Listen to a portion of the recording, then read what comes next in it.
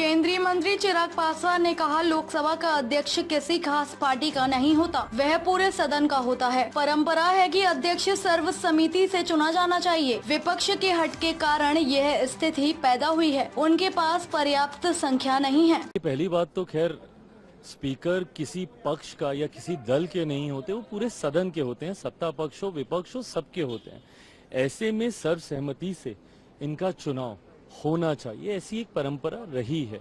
आज़ादी के बाद से अक्सर हम लोगों ने देखा है कि इसी परंपरा का सत्ता पक्ष विपक्ष निर्वहन करते हुए सर्वसहमति से स्पीकर को चुना जाता है। बट बहरहाल विपक्ष की जिद की वजह से एक ऐसी परिस्थिति सामने आई है और विपक्ष पूरी तरीके से जानता है कि ना उनके पास संख्या है, ना उनके पास वो आंकड़े हैं जिससे वो अपने प्रत्याशियों को जिता पाए। बट बहरहाल जहां एक तरफ आदरणीय ओम बिरला जी की जीत सुनिश्चित है, हम लोग इस बात को भी मानते हैं कि उनकी तरफ के भी कई लोग ऐसे हैं जो हम लोग के पक्ष में मतदान करेंगे, जो कि इस सोच के खिलाफ हैं जहां पे इन लोगों ने स्पीकर के पद तक को चुनाव के क्षेत्र में लेके जाने की सोच रखी। इंडिया ब्लॉक की तरफ से भी होना है, लेकिन उधर इंडिया ब्लॉक में देखने को आया है कि अभिषेक बनर्जी टीएमसी जो है वो सपोर्ट की है, बट इंडिया ब्लॉक उनका कहना है कि हमसे कोई संपर्क नहीं किया गया था जब स्पीकर का इन लोगों ने अनाउंसमेंट किया था। भाई अब कल आपने तस्वीरें ही अपने में बयां करती है, जहां एक तरफ हम लोग गए थे नामांकन के लिए, वहीं दूसरी तरफ विपक्ष गए थे नामांकन के लिए।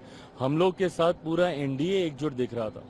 उन तस्वीरों में जो तथाकथित इंडिया अलायंस है, उसमें उस अलायंस के बड़े नेताओं को तो हम लोगों ने कम से कम सामने नहीं देखा। अच्छा, एक और लास्ट क्वेश्चन है कि जिस तरह से बीजेपी के एमपी बहुत सारे जब शपथ लिए थे उसमें हिंदू राष्ट्र का संबोधन किया गया, क्यों कंट्रोवर्सी बना हुआ? देखिए, शपथ के वक्त मैं नहीं मानता कि किसी भी तरीके के जयकारे लगाना, किसी भी तरीके की बातों को रखना, शपथ की एक अपनी गरिमा होती है, उसको निभाया जाना चाहिए।